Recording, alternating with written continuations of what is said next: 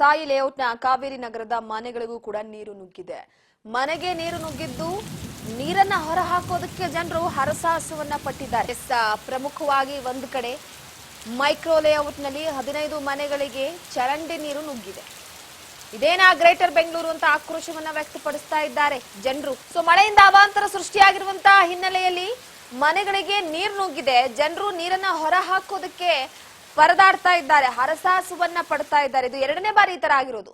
ಮಳೆ ಅವಾಂತರದಿಂದ ಬೆಂಗಳೂರಿಗರು ಕಂಗಾಲಾಗಿ ಹೋಗಿದ್ದು BBMP DK Shivakumar ಅವರ ವಿರುದ್ಧ ಜನಾಕ್ರೋಶ ವ್ಯಕ್ತಪಡಿಸ್ತಾ ಇರುವಂತದ್ದು. ಯಾಕಂದ್ರೆ ನಗರಾಭಿವೃದ್ಧಿ ಸಚಿವರು ಡಿಕೆ ಶಿವಕುಮಾರ್ ಅವರೇ. ಆ ಹಿನ್ನೆಲೆಯಲ್ಲಿ ಬಿಬಿಎಂಪಿ ಪ್ರತಿ ಬಾರಿಯೂ ಕೂಡ ಈ ರೀತಿ ಅಂದ್ರೆ ಮಳೆ ಬರೋದಕ್ಕಿಂತ ಮುಂಚಿತವಾಗಿ ಬಿಬಿಎಂಪಿ ರೆಡಿ ಇರಬೇಕು. ಹವಾಮಾನ ಇಲಾಖೆ ಮಾಹಿತಿಯನ್ನ ಕೊಡುತ್ತಲ್ವಾ, ಇಷ್ಟು ದಿನ ಮಳೆ ಬರುತ್ತೆ ಅಂತ. ಒಂದು ವಾರ ಮುಂಚಿತವಾಗಿ ಹವಾಮಾನ ಇಲಾಖೆ ಮುನ್ಸೂಚನೆ ಕೊಡುತ್ತೆ. ಅದಾದ ನಂತರ ಏನಾಗುತ್ತಪ್ಪ ಅಂತಂದ್ರೆ ಈ ಬಿಬಿಎಂಪಿ ಮೊದಲೇ ಎಲ್ಲೆಲ್ಲಿ ಮರಗಳಿದೆ, ಅಕಸ್ಮಾತ್ ಏನಾದ್ರೂ ಚರಂಡಿಗಳು ಕ್ಲೀನಿಂಗ್ ಮಾಡೋದಿದ್ರೆ, ಅಕಸ್ಮಾತ್ ರಸ್ತೆಗಳು ಸರಿ ಇಲ್ಲ ಅಂದ್ರೆ, ಎಲ್ಲಾದ್ರೂ BWSSB ಗುಂಡಿಯನ್ನ ತೋಡಿದ್ರೆ ಮುಚ್ಚುವಂತಹ ವಿಚಾರಗಳಾಗಿರ್ಬೋದು, ಇದೆಲ್ಲದ್ರ ಬಗ್ಗೆ ಕೂಡ ಗಮನ ಹರಿಸಬೇಕಾಗುತ್ತೆ.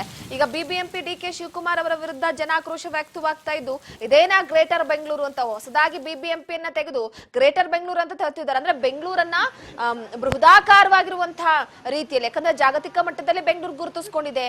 ದೈತ್ಯಾಕಾರದ ಕಂಪನಿಗಳು ಬೆಂಗಳೂರಿನಲ್ಲಿದೆ. ಸಾಕಷ್ಟು ಜನರಿಗೆ ಬೆಂಗಳೂರು ನೆಲೆಯಾಗಿದೆ. ಇಂತಹ ಸಂದರ್ಭದಲ್ಲಿ ಎಲ್ಲೋ ಒಂದು ಕಡೆ ಈ ಒಂದು ಮಳೆ ಬಂದ್ರೆ ಸಾಕು ಇಡೀ ರಸ್ತೆ ಎಲ್ಲ ಕೂಡ ನೀರಾಗುತ್ತೆ ಅಂತಂದ್ರೆ ಇನ್ಯಾವ ರೀತಿ ಬೆಂಗಳೂರು ಅಂತ. ಯಾಕಂದ್ರೆ ಆರ್ಥಿಕವಾಗಿ ಕೆಲವೊಂದಿಷ್ಟು ವಿಚಾರವಾಗಿ ಬೆಳೀತಾ ಇರುವಂತಹ ನಗರದಲ್ಲಿ ಬೆಂಗಳೂರು ಕೂಡ ಮುಂಚೂಣಿಯಲ್ಲಿದೆ, ನಂಬರ್ 1 ಸ್ಥಾನ ಪಡ್ಕೊಂಡಿದೆ. ಸಾಕಷ್ಟು ರೀತಿಯಲ್ಲೂ ವ್ಯಾಪಾರ ವಹಿವಾಟು ಅನ್ನುವಂಥದ್ದು ಬೆಂಗಳೂರಿನಲ್ಲಿ ತ್ವರಿತಗತಿಯಲ್ಲಿ ಸಾಗ್ತಾ ಇದೆ. ಇಂತಹ ಸಂದರ್ಭದಲ್ಲಿ ಒಂದು ಮಳೆಯಿಂದ ಇಡೀ ಬೆಂಗಳೂರ ನೀರು ತುಂಬ ಹೋಗ್ತಾ ಇದೆ ಅಂತಂದ್ರೆ ಕೋಟಿ ಕೋಟಿ ಹಣ ಇಟ್ಟಿದ್ದೇವೆ ಅಂತ ಹೇಳ್ತಾರೆ. ಎಲ್ಲಿಟ್ಟಿದ್ದಾರೆ? ಇದೇನ ಅವರ ಕೆಲಸ ಅಂತ ಜನರು ಪ್ರಶ್ನೆ ಮಾಡ್ತಿದ್ದಾರೆ.